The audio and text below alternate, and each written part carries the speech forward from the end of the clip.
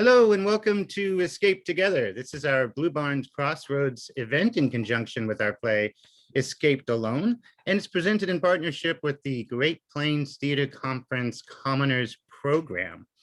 I'm Barry. I'm the Director of Engagement over at the Blue Barn Theater, and I'm happy you could join us here for this recorded and incredibly awesome conversation about the play Escaped Alone by Caryl Churchill.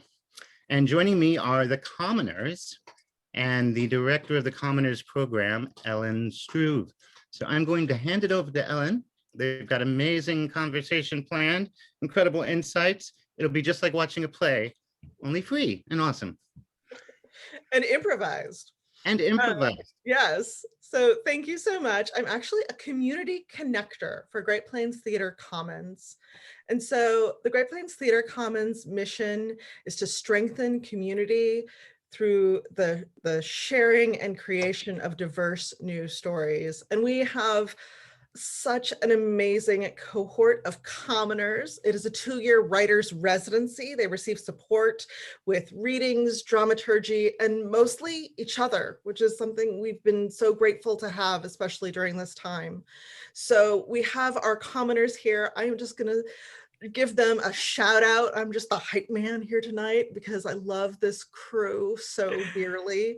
And they are all writers that I believe strongly that Omaha and everyone needs to get to know better.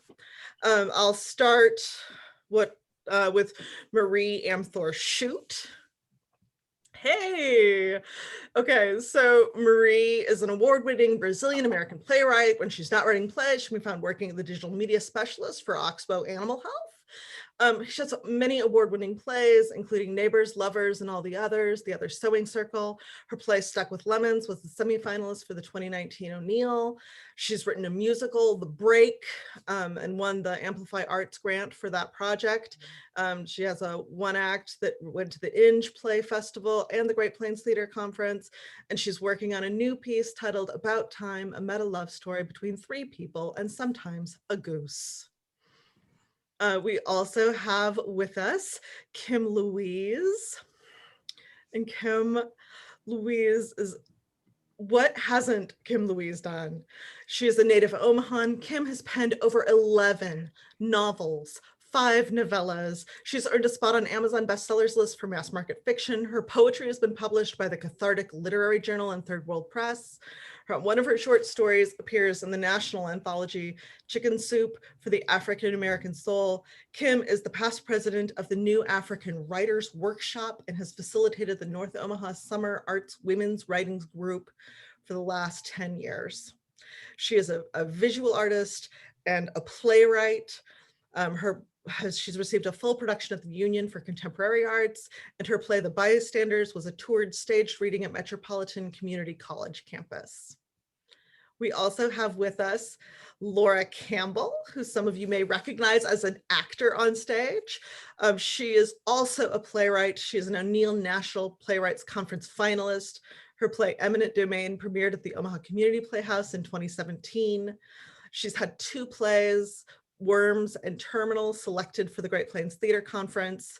And her first film, The Phantom of Knockburn Hall, premiered as part of the 2020 Joslin Literary Festival. Okay. We also have with us Fly Jamerson. And I'm going to get to Fly in just 1 second here. I've had something go wrong and I don't want to get anything wrong because they're so amazing. You have to listen to them. Okay, great. And it's slow. Okay. Fly works nationally as a playwright, a dramaturg, a director, and a designer. Their plays have been developed at theaters and arts-based institutions around the country, including the Scoundrel and Scamp Theater, Women's Theater Festival, Woven Theater, Spooky Action Theater, and the Battery Factory. Fly's Antarctic gender nonconforming creation myth play, Frozen Fluid, was a finalist for the In Progress New Play Reading Series at Unicorn Theater in Kansas City and New Works Festival at Kitchen Dog Theater. Fly also works as a mixed reality experience designer. Their project Time What Day premiered at the MIT for the Interactive Fiction Technology Foundation's Narroscope Conference, just in case we thought GPTC was too long. They currently live in Lincoln, Nebraska, where they have taught theater history and performance studies at Doane and University of Nebraska's Johnny Carson School of Theater and Film. Fly is a proud member of the Dramatists Guild, as well as literary managers and dramaturgs of the Americas. We are thrilled to have them in our program, and we are looking forward to their staged reading coming up soon. So I hope you will look for that. Also, we have with us Peggy Jones, who you may recognize if you have seen the play. Peggy is also an associate professor in the Department of Theater and affiliate faculty in both women's and gender studies and medical humanities at the University of Nebraska at Omaha. She's an artist and a playwright. She has an individual fellowship from the Nebraska Arts Council for her play, The Journey, about Aaron Douglas, the first Black graduate from the art department at the University of Nebraska-Lincoln in 1922. Her most recent play about Black radical feminist Florence Kennedy was performed in January 2018 at the Union for Contemporary Art in Omaha, Nebraska. I can't wait for you all to get to know this amazing group of human beings and playwrights who I have had it's been such a joy to spend time with here. So they are going to tell you what's what. And we're going to start our discussion of Escaped Alone. And Kim Louise is going to kick us off. Well, hello, everyone, and thank you for joining us. Even though I have 2 older brothers, they are so much older than I am that I grew up like an only child. My parents were the youngest siblings in each of their families and waited until much later in life to have me. So by the time I came along, most of my cousins, which a lot of children get to play with, were old enough to be my parents. And I also was raised in an extended family, so a bunch of us lived together. And I say all that to say, I grew up surrounded by older women. And during the time that I grew up, children were seen and not heard. So that means I spent most of my early years like a fly on the wall while grown women were talking about the things that grown women talk about. So in my mind, this play, Escaped Alone by C. Churchill, is actually happening in my grandmother's kitchen. And her friends have come over for a visit, and I'm sitting in my wooden child's chair quietly listening. This play just really reminds me of how important it is to hear the voices of women, to listen on purpose, to listen for insight and enlightenment. I think if a woman speaks long enough, you'll hear her whole life, and probably yours too. Some things that I liked about this play, there were several disruptions of womanhood. And one of them took place even before the play began, because part of the staging is, 5 or the chairs, 4 chairs, they're unmatched. And, you kind of think, well, what self-respecting kitchen wife would have unmatched furniture? Not one. But it also offered some definitions of like mature womanhood, which would be, right away we're introduced to a table. That kind of table would last a lifetime and become an heirloom. So, heirlooms, they don't fade. They're not shoved into a closet. They're not forgotten as useless the way older women, are far too often. So this particular play resonates with me on so many levels because it is my mission as a playwright to tell the stories of women, specifically the stories of mature, older women. I am intrigued by a line from one of the characters, Lena, in the play where she says, why talk about that? Why move your mouth? Why are we doing talking? She asks these kind of questions. And so the play raises those questions and it also answers them. And so I just think this is the kind of work I want to do, man. This is, these are the kind of stories that I'm living to tell. So I feel very linked to the play. And, just some things that I took away from the play are bad things happen when we congregate and don't listen. A question I have is, where is home? Is it the nest or the sky? What is the price we pay for silence? Um, if a venerable woman speaks and no one listens, are any of us alive? So I just know that these things are too important to ignore, and there's no alternative. We have to tell these stories. So I'm very grateful for C. Churchill's play.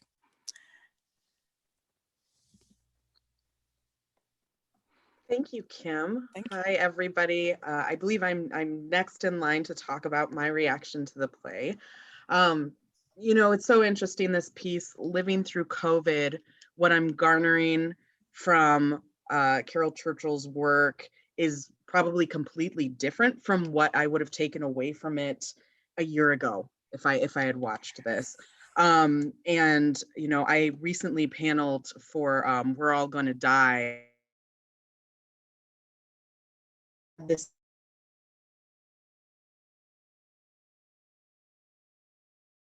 and as I was watching this fever dream of a poem that is Escaped Alone unfold, I kept thinking the art of losing isn't hard to master, right? Or is it? That was what I was walking away with and thinking about when I was watching this play. The endurance of memory, of friendship, of history, of myth, of origin amidst the disintegration of everything, of ourselves, of society, of the stories that we tell each other, remembering and misremembering things. And another piece that really drew me in was, and that I could really relate to in a play that could seem almost unrelatable in moments because of, these elements that come in and disrupt and kill and change everything.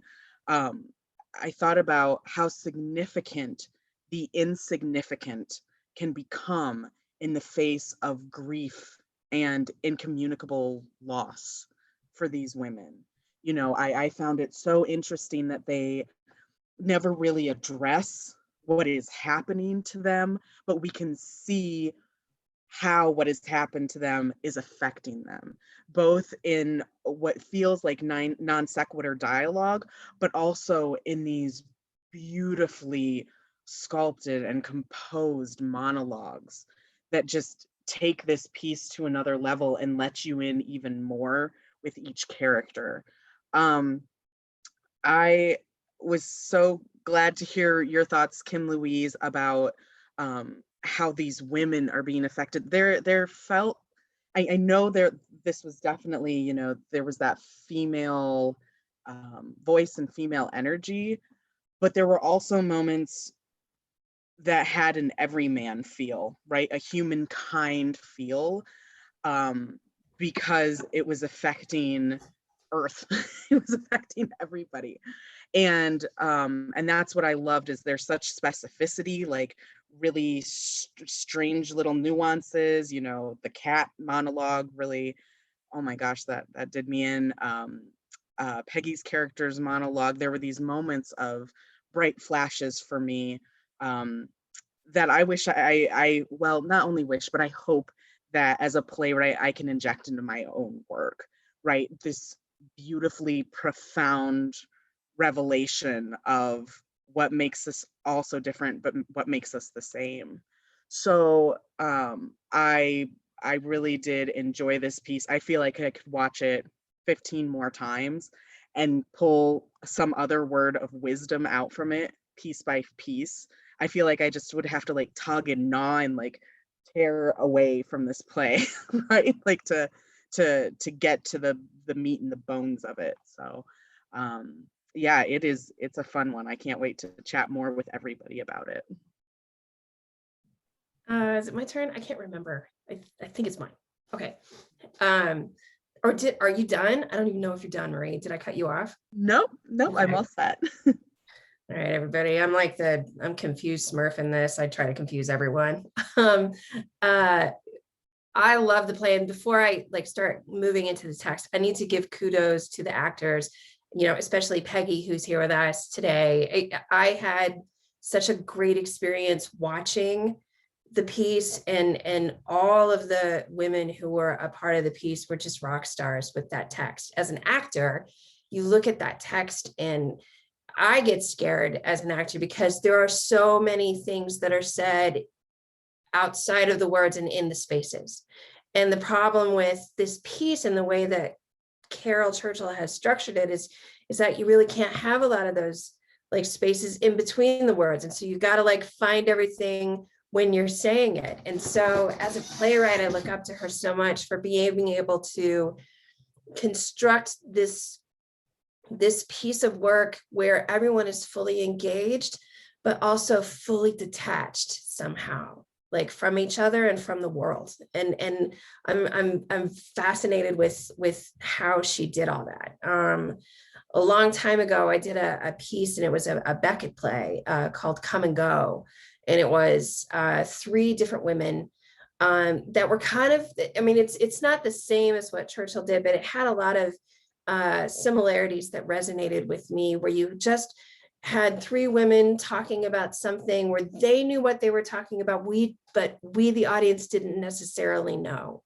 And so you as an audience member, it pulls you in and you start grabbing your own experiences into what they're talking about. And you start, I think for me as an audience member watching it, that's what I was doing, when they were talking about, all the things in the chitter chatter. But then when it gets to the very, very specific pieces of it, with Michelle's character, and then with the individual women, watching, what that very specific destruction is, and having that as a counterpoint to this detachment, and watching all the women acknowledge it and then go right back into what they had. And I think it's such a beautiful commentary. And I know that this was written a longer time ago, than the last 4 years. And so I found it really just obviously very prescient about it.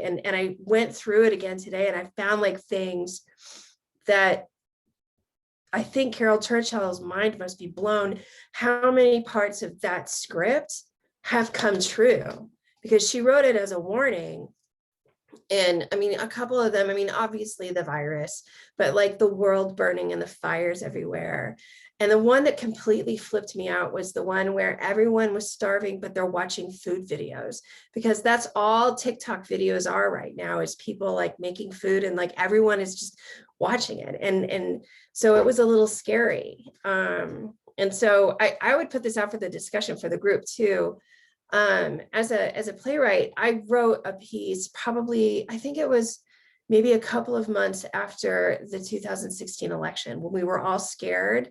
And when the new administration for Trump came in, and we all didn't know what was going to happen, but we were all trying to figure out what it would be. And so I wrote a piece. It was a fundraiser for the shelter belt. And it was called Cassandra. And it was a woman who was blind. And I went back and I looked at that today, and she was talking about the fact that we look into our phones and the phones lie to us. And we're all and at that time I had no idea what I was writing, but it completely changes, as it goes today. And I don't know if you guys had written anything or about what the next world is going to be, but I'm curious about, how that, when you're working on that, one of the things that I thought was it's kind of frozen my piece in time, because I wrote it there and I don't know if it applies, but then I look at what Carol Churchill did and it is resonating farther. So it was just something I was thinking about. I think I'm supposed to go next, which is good because I want to say something in response to your idea about, do it. About, sort of the premonition of the play, right? I think the play Escaped Alone premiered in 2016. So actually not that long ago, but actually 5 years is a long time. But I just read something recently that is almost exactly what you're saying, Laura, in terms of people are always amazed at science fiction and how it is like how it can predict the future, but it's not. Science fiction isn't written as a prediction of a time,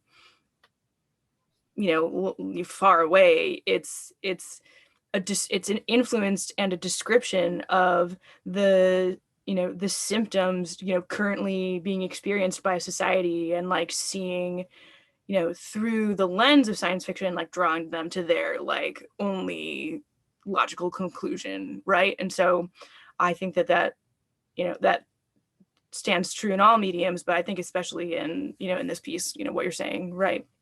5 years ago, this might have seemed very far away, and now it seems very now, right? Very now. Yeah.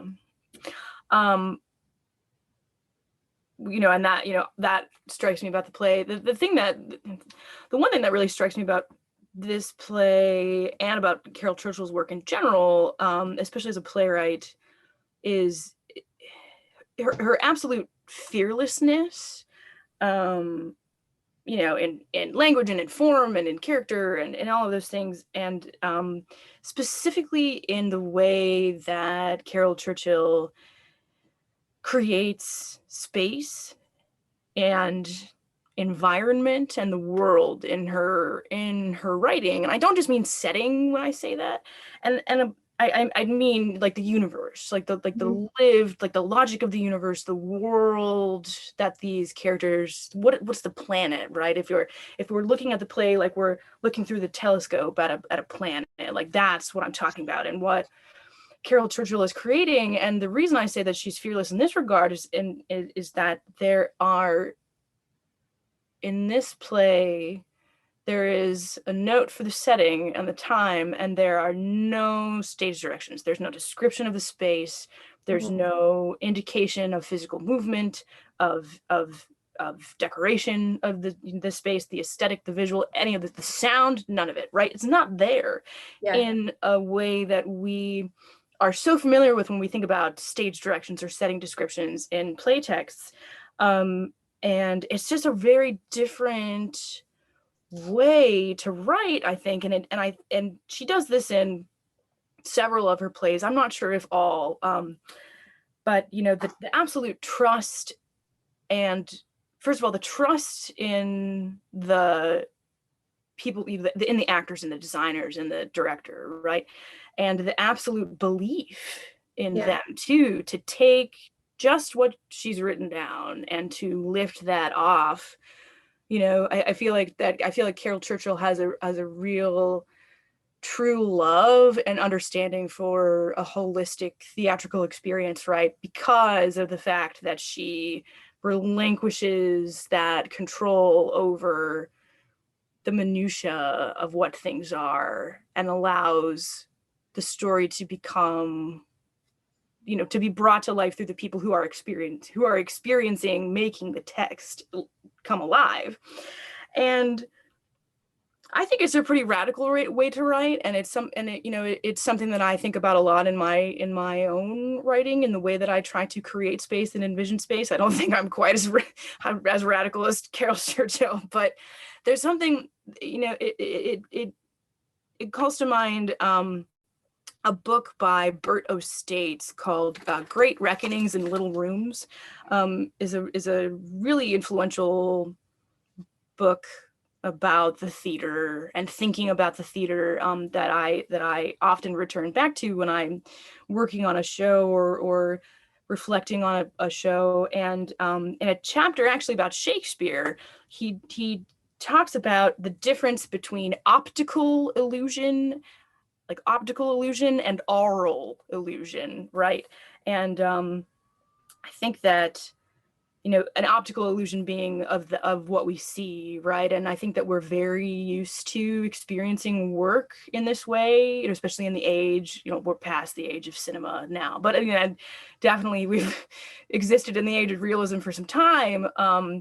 But so, and it's in a lot of ways, especially as a writer, working, purely based on the optical it's not necessarily easy, but describing how something might look it's just a very specific way of storytelling, whereas oral illusion and bringing a world to life purely through spoken word is just something that Churchill has absolutely mastered. I mean, there's no stage direction, there's no description. Like there's one little line at the beginning of the piece, in the front matter that says it takes place in a backyard and there's some Right. chairs and it's the afternoon, right?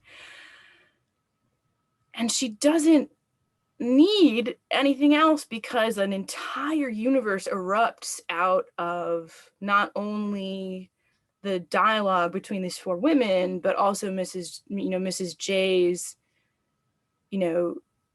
checking in every, in each of those sort of beats of the play in a description of what, the fire and the flooding and the disease and the famine and the pestilence.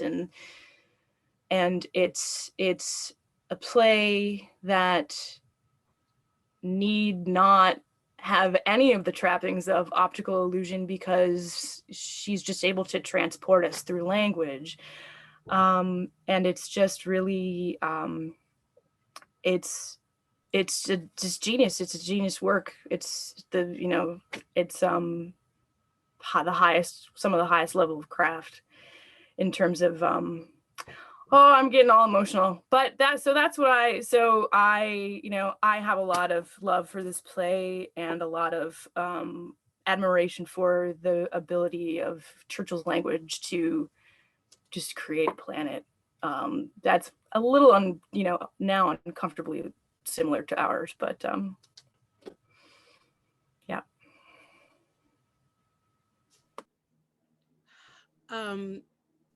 We were joking earlier about language that, if we said a bad word, we could take it out, but we can't because we're just going to record this and go with it.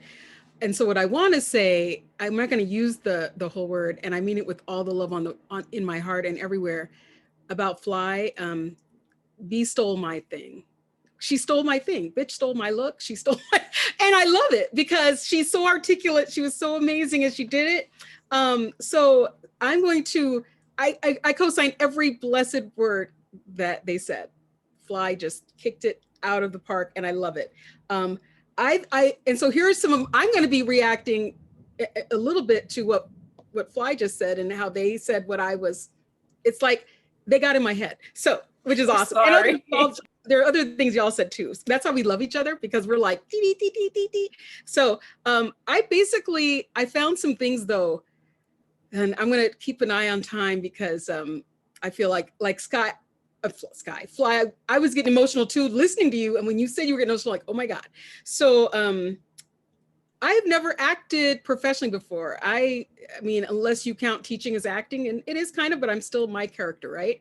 So somewhat, and my theater loving, experty, passionate goddessy God friends were like, you're so brave to be doing Churchill in this play. I'm like, I had no idea, but as the cosmos, whatever was kind enough to bless me with amazing cast member colleagues, amazing director, dramaturg, music. I mean, and when I think of all that I've learned, as I said, this has not been eye-opening as a playwright to be acting for me.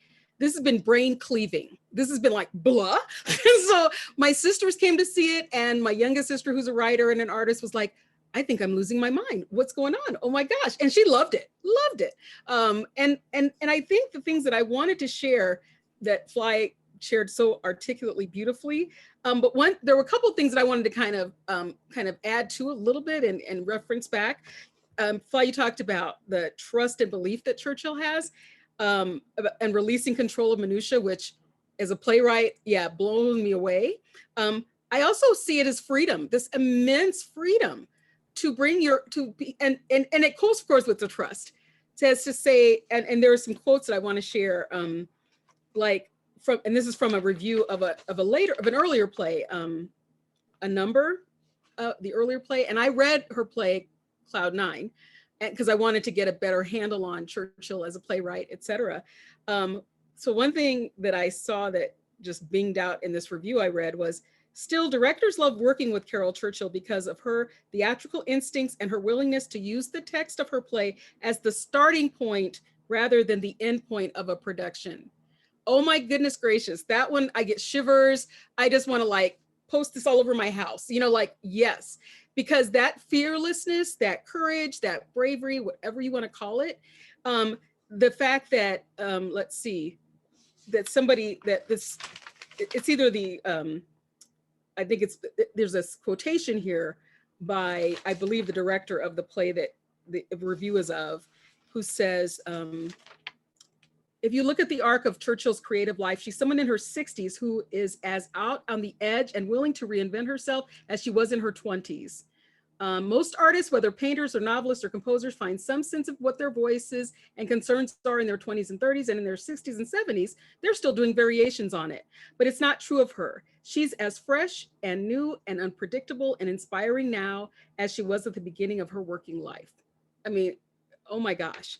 And then the last thing I wanted to share that goes, the last two things that go directly to my, both hearing your all amazing like analyses and reactions and love of, the two things that really resonate for me were about, again, this is a quote from, I believe, the director, who says, it seems to be the crime of the day that we're dehumanized over and over again, but she always tries to remind us that we're human and that we have souls. Wow. Okay. And then the last thing, this was the same person said, I can't help but look at, and they're referring to a different play of Churchill that's completely different, I'm going to guess, but nonetheless, as I read this, I think you can feel Escaped Alone in it. I can't help but looking at the play as a response to Carol's dealing with her love of her grandchildren and thinking, what do I say to them about this horrific world that we live in? And how can I prepare them for it without frightening or intimidating them? He said. Oh my gosh, you know, how the truth, the courage of the truth, you know, that is just, it's amazing. And everything y'all, like I said, I co-sign every single thing y'all have said. I have written it down. I know it's going to be recorded, but I wanted to be able to kind of process it that way as well. And I think I just, yeah, I don't even have any specific questions. I've just, like I said, my brain again is like, bloop. He's like cleaving open in a glorious way. You know, I mean, I know that's a violent sounding imagery, but it's not, it's just like, it's like it flowered open, like, oh my gosh, the you know, what is possible? What can this be? The things that this is. So that's kind of what I want to share. Possibility is a great word, Peggy. Yeah. Yeah. Well, and I feel that, you know, that violence, that cleaving, there is such violence almost within the play that is talked about, while three or four women, excuse me, sit in chairs. You know, we talk about, you know, murder. This is the most obvious one, right? But then there's this simplicity to Michelle's character, it's Mrs. Jarrett, correct? Coming out and just being like, the earth crumbled, there were fires everywhere, the floods came down, and the imagery is so intense, you know, as you were saying, Fly, and as you were saying, Peggy, verbally, that to have anything else would be too much. To have a visual with that, it isn't needed, because you see the horror of that and you can feel it in the women as they're delivering those monologues. That's when the horror comes out. And I think one of the characters even talks about the horror, right? So it is violent. It is violent. It is cleaving. It is bloody. It is deranged. It is insane. And that's what we all, you know, walk away with, or at least that's what I walked away with, was like, oh, that's intense. But also, if I could ask a question, because I'm going to own up, be transparent.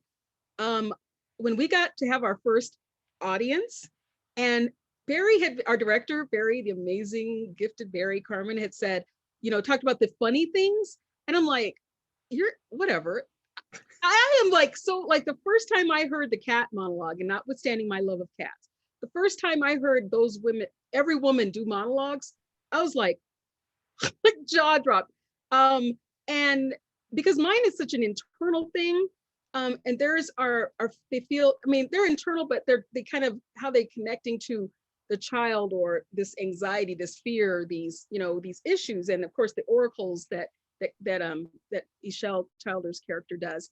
But the humor, I mean, like my line about it's just bad luck, really. You know, yeah, she killed him, bad luck. And I have just, and the number of times that Very is just so gently and wonderfully brought me along to being free to like express the humor that I think it was just such a big breakthrough, like our dress rehearsal for me as an actor. But how did y'all feel about, or did, okay, so I'm just wondering, as well as the horror, the prophecy, the prophetic nature, what did you think about the humor in it? Good and necessary. Yeah. Yeah. Needed When- to be able to allow the audience to breathe and process, give them a chance to separate themselves from the text just enough so they could like regroup and go back into the tough stuff of it would be my take. Yeah, and I think it's such an accurate representation too of like how we all also endure, or how, like, I mean, like, look, like how we've all been enduring, you know, over the last year.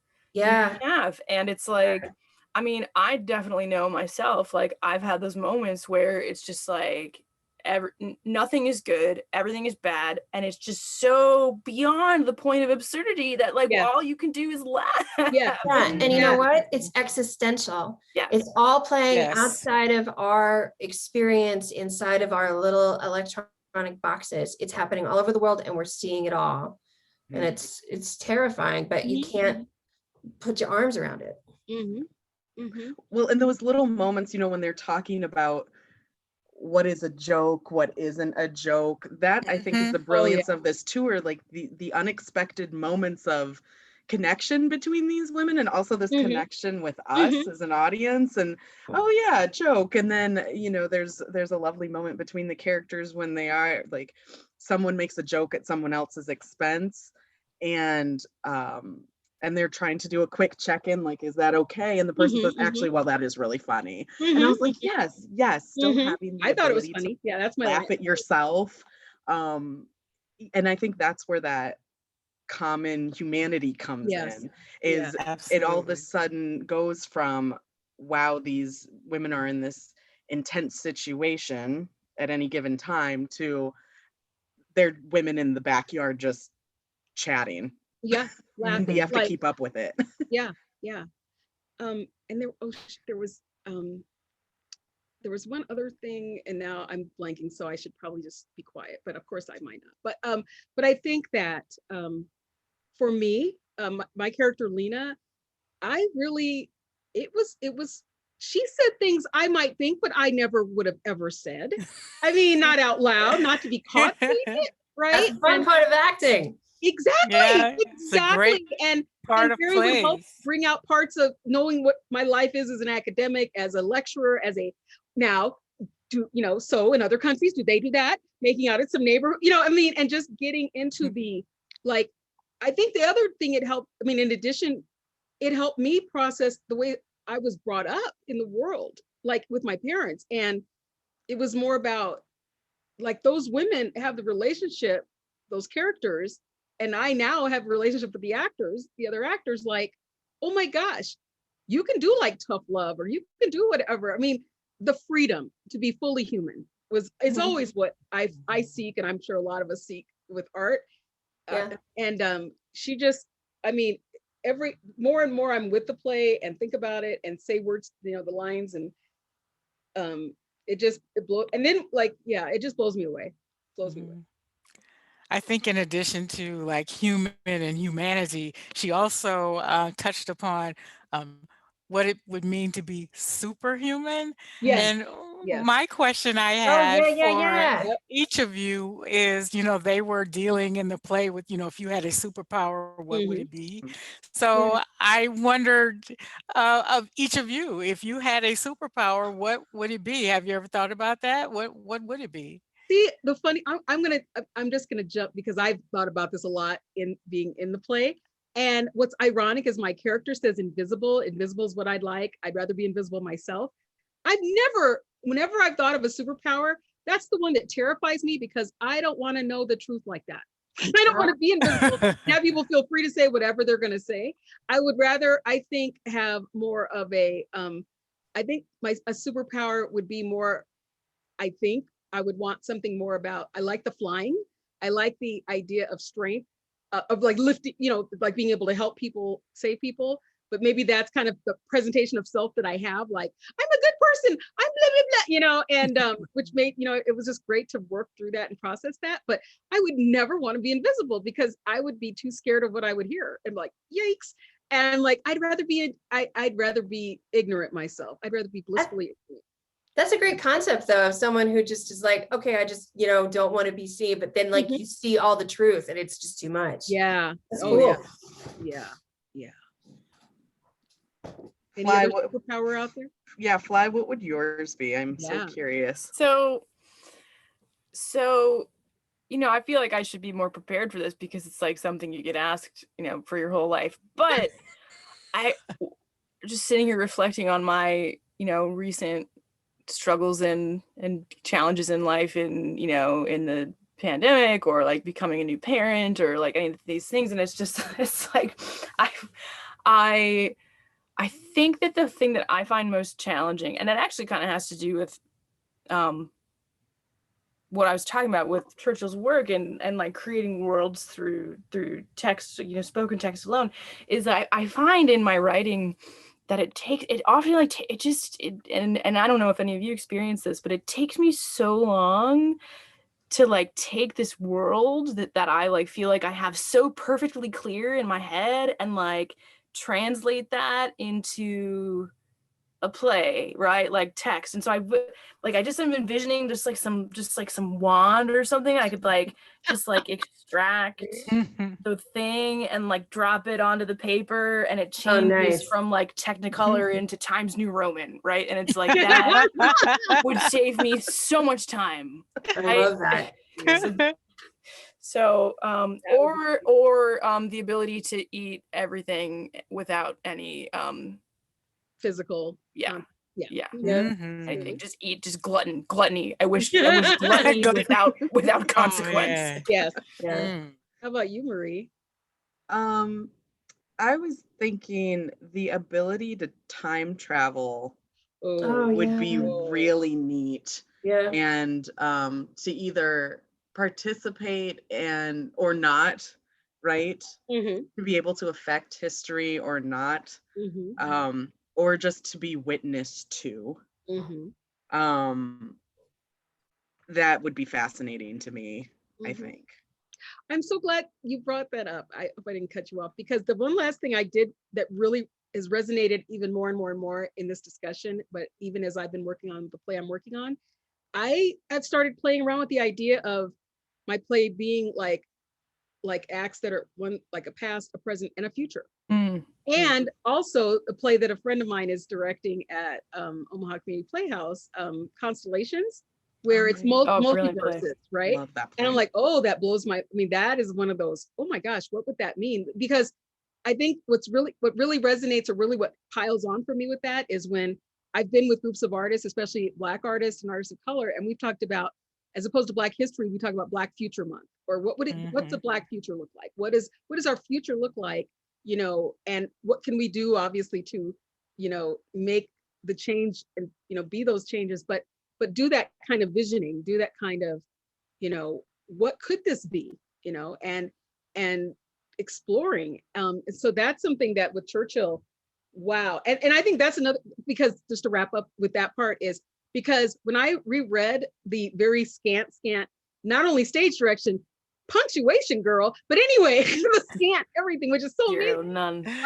The fact that it takes, the way she describes it at the beginning, it's like this is a series of afternoons, and that also, like, boop, I mean, when I reread that and rethought about that, as well as women in their 70s, I'm only 10 years from 70, but it is so interesting what that phrase even means, and how, when she put that in there. And yeah, that's a whole other thing that is just so amazing. I think going back to what Kim said about, you talked about the age of like when you have cousins that are your parents' age, and when you have folks around you that have that wisdom, the elders, the sharing, what happens with age. And obviously, it's not even like, the joke about women, if you can't have sex with them, you're not going to want to see them, but just the horrible sexist ways that women don't get presented because they're not attractive or whatever. So that was, this play is just obviously going to stick with me forever, and I'm always going to